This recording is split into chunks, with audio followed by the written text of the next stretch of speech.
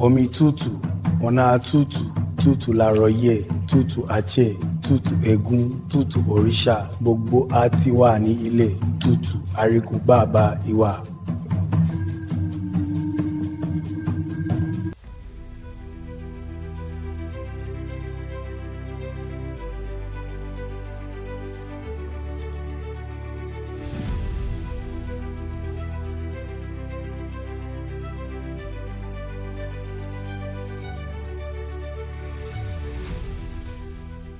Before we begin, I want you to think about something simple.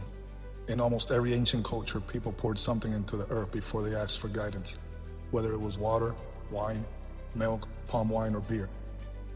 But maybe they were not being primitive. Maybe they understood something the modern world forgot. That the ground beneath us is not dead matter, it is memory. And today we're going to look at libation, not as a superstition, not as a performance, and not as an empty tradition, but as one of the oldest technology of relationship between the living and the ancestors and the earth itself. Because the real question is not whether the ancestors hear you. The real question is whether your life is clear enough to be heard.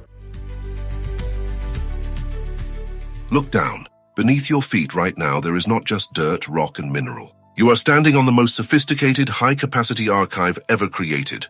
A planetary record that has received every footstep, every burial, every drop of blood, every tear, every migration, every prayer, and every spoken name of your lineage for thousands of years. We have been taught to look at the sky for answers. But ancient African mystics knew a different truth. The ground is not silent. It is a receiver. It is an archive, and it remembers. Every time you see an elder lift a cup and tilt it toward the soil, you may think you are watching a tradition. You may think it is a symbolic gesture. You may think it is just culture. But you have been taught to look at the surface. Libation is not merely a gesture. It is a protocol. It is a structured act of communication, designed to bridge the visible world of the living and the invisible field of ancestral presence. It is not random. It is not casual. It has sequence. It has timing. It has medium. It has sound. It has direction. And when these elements come together, the ritual becomes more than performance. It becomes transmission. Why liquid? Why not a stone? Why not a flower? Why must the names be spoken? Why does the elder pause before pouring? Why does the hand tilt downward toward the earth? And why do so many African traditions, separated by distance and language, still preserve this same sacred act? Today, we are going to strip away the label of superstition and reveal the lost intelligence inside libation. We are going to decode how liquid, sound, soil, memory, and intention form a synchronized circuit of ancestral recognition. Listen carefully. Because once you understand how to speak to the ground beneath you, the concept of being alone will never feel the same again. To understand the act, you must first understand the medium, not the words, not the ancestors, not even the prayer, the liquid itself. In many African traditions, libation appears in different forms. Among the Igbo, palm wine may be poured. Among the Maasai, milk may carry sacred meaning. Among the Zulu, traditional beer may be offered. Among the Akan, water may be used with deep reverence and precision. The substance may change, but one thing remains constant. Something flows. This is not accidental. Liquid is chosen because it behaves correctly for the task of transmission. Consider its properties: flow, dispersion, contact. A solid object holds its shape. It resists change. It remains where it is placed. Air, on the other hand, disperses quickly and leaves no visible trace. But liquid lives in the sacred middle. It is neither rigid nor invisible. It moves, it spreads, it enters, it touches, it crosses boundaries. That is why liquid becomes the perfect ritual carrier. When you pour liquid, it does not remain separate from the world. It responds to gravity. It follows the surface. It enters cracks. It darkens the soil. It joins what it touches. The contained becomes uncontained. The private becomes offered. The visible becomes absorbed. This is the first mystery of libation. The message must be carried by something willing to change form. Because the ancestral realm is not approached by force, it is approached by transition. The soul transitions from life to death. The body transitions from flesh to soil. The name transitions from memory to invocation. And the liquid transitions from the vessel to the earth. This is why libation is never just spilling. Spilling is unconscious. Libation is intentional. Spilling wastes. Libation sends. Spilling is accident. Libation is address. The hand releases the liquid. The voice releases the name. The earth receives both. And in that moment, An invisible bridge is formed between the one who remembers and the ones being remembered. This is why you should never pour casually, because every ritual is either a signal or static. When liquid touches the ground, it cannot be called back. Once poured, it belongs to the earth. It becomes part of the field. It changes the condition of the place. This is not prayer in the casual sense. This is an irreversible act of offering. The liquid leaves your hand and enters the world beyond your control. That is what makes the ritual serious. Because true offering always involves release. You cannot speak to the ancestors while still clutching everything in your fist. You must let something go. But where is the message going? In modern Western thought, the ground is often treated as property, territory, real estate, a surface to build on, a resource to extract from, a thing to own. But in many African cosmologies, the ground is not empty.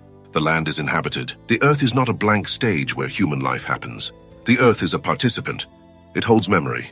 It holds the dead. It holds agreements. It holds bloodlines. It holds consequences. In Igbo, Yoruba, Bakongo, Akan, and many other African spiritual worldviews, ancestors are not simply imagined as floating somewhere far away in a distant heaven. They remain close. They are connected to family, to land, to memory, to burial, to name, to moral responsibility. Burial is not merely disposal. It is placement. It is reintegration. The body returns to the earth, but it does not become meaningless. It becomes part of the living ground. The bones become minerals. The flesh returns to soil. The breath returns to the unseen. The name remains in the mouth of the descendants. This is why the land is not neutral. The land is the physical record of generations. Every step, every settlement, every ceremony, every betrayal, every reconciliation, every drop of blood, every child born, every elder buried, all of it contributes to what the land has become. When you stand on your ground, you are not standing in empty space. You are standing in a field of continuity. The past and present overlap beneath your feet. This is why libation is directed downward. Not because the earth is lower, but because the earth is the keeper. The earth is the receiver. The earth is the archive. The liquid enters the soil and disappears from sight. But disappearance is not destruction. In ritual logic, disappearance is transfer. The offering has moved from the visible to the invisible, from the hand to the ground, from the present to the ancestral field, from memory to recognition. In Igbo cosmology, the Earth Mother is known as Ala, also called Ani. She is not merely soil. She is moral ground. She is the womb of the ancestors. She is the guardian of fertility, truth, justice, and the sacred order of community. To violate the earth is not just environmental damage. It is spiritual disorder. It is moral imbalance. So when libation is poured, the act is not just sending a message. It is presenting yourself before the mother of memory. It is saying, I know I did not arrive here alone. I know my life stands on those who came before me. I know my actions will enter the archive after me. And I ask to be aligned with the wisdom that still lives beneath the surface. This is the second mystery of libation. The ground is not passive. The ground receives. The ground holds. The ground remembers. And when the living forget their ancestors, the ground becomes silent to them. Not because the ancestors have vanished, but because the descendants have stopped listening. Liquid provides the medium. The earth provides the archive. But without sound, the process is incomplete. Motion without direction is just movement. Offering without address is just release. This is where the spoken word becomes vital. In Yoruba thought, the concept of ase is central. Ase is the power to make things happen, the power of command, the power of manifestation, the power carried through word, breath, intention, character, and divine alignment. Ase is not merely energy, it is authorized force. It is the living potency behind speech, and this is why the elder does not pour in silence without purpose. The elder speaks, the elder names, the elder calls. Because names are not decorative. Names are coordinates. A name does not simply recall the past. A name activates relationship. When an ancestor's name is spoken, that person is not treated as a vague memory. They are recognized. They are located. They are addressed. The speaker is saying, I know who I come from. I know whose blood moves through me. I know whose unfinished prayers I carry. I know whose sacrifices made my breath possible. Each name becomes a key. Each name opens a specific chamber in the archive. Each name places the speaker back inside the lineage. This is important because modern life teaches you to see yourself as a starting point, as an individual, as an isolated identity, as a self-made person. But libation destroys that illusion. You are not a starting point. You are a continuation. Before your first breath, there were thousands of breaths. Before your first step, there were thousands of footsteps. Before your first prayer, There were voices calling into the dark long before you arrived. This is why the rhythm matters. A pause. A pour. A name. Another pause. Another pour. Another name. The repetition is not empty. It organizes attention. It slows the nervous system. It disciplines the mouth. It makes the speaker present. And presence is the doorway of real ritual. Because the ancestors are not contacted through noise. They are contacted through alignment. The liquid carries the offering. The sound gives it direction. The timing binds them together. When the name is spoken as the liquid touches the earth, word and matter arrive together. This is synchronization. This is why ritual has timing. This is why ceremony has rhythm. This is why sacred speech is rarely rushed. Because the goal is not to talk more. The goal is to speak with enough clarity that the unseen can recognize the signal. This is not about programming the quantum field in a shallow, modern sense. It is about programming attention, programming memory, programming the body, programming your relationship to the ancestral field. Because when you speak a name with reverence, your posture changes. Your breathing changes. Your nervous system changes. Your sense of isolation changes. Your decision-making changes. You remember that your life is being witnessed by something older than your ego, and that remembrance can shift the way you move through reality.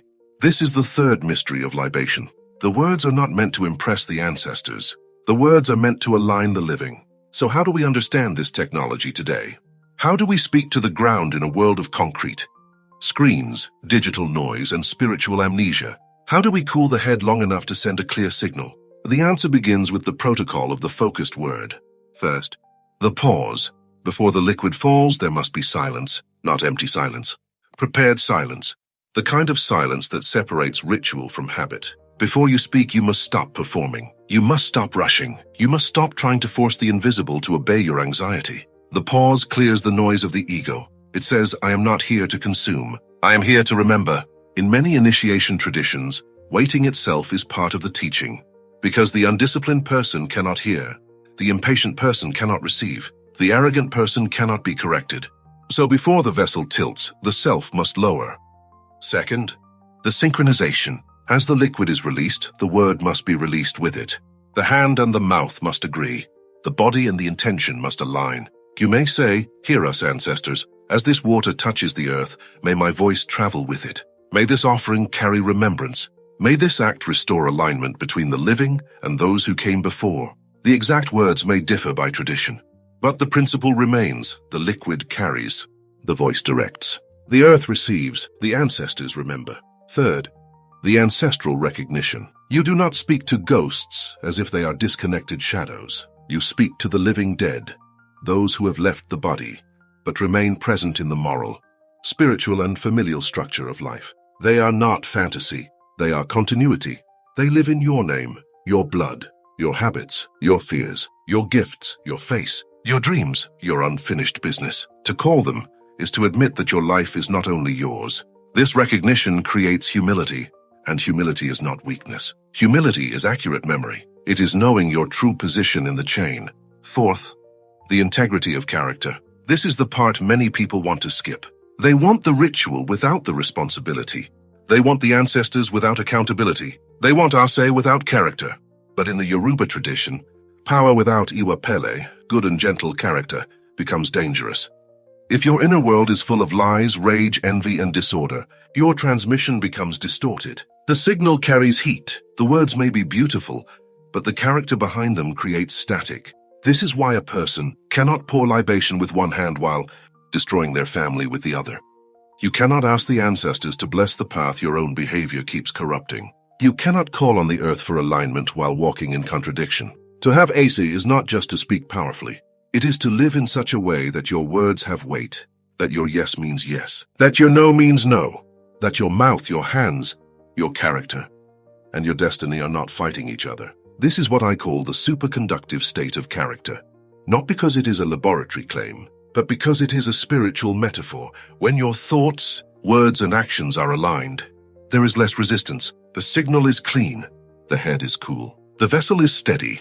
The offering is clear. And when you follow this sequence, libation stops being an empty ritual. It becomes systemized knowledge. It becomes embodied memory. It becomes a sacred technology of belonging. You are no longer an isolated accident wandering through time. You are an anchored node in an ancient network, a living point in an unbroken circle. a voice speaking into the same earth that will one day receive you. The hand lifts the vessel. The liquid tilts. It begins to fall. The ground receives, and the voice follows. Measured, intentional, precise. This simple act contains an entire cosmology. The vessel represents containment. The liquid represents transition. The voice represents direction. The name represents memory. The soil represents reception. The ancestor represents continuity. And the living person becomes the bridge. We have been conditioned to see the world as a collection of separate, empty things. A body is just biology. A name is just language. Soil is just dirt. Water is just liquid. Death is just an ending.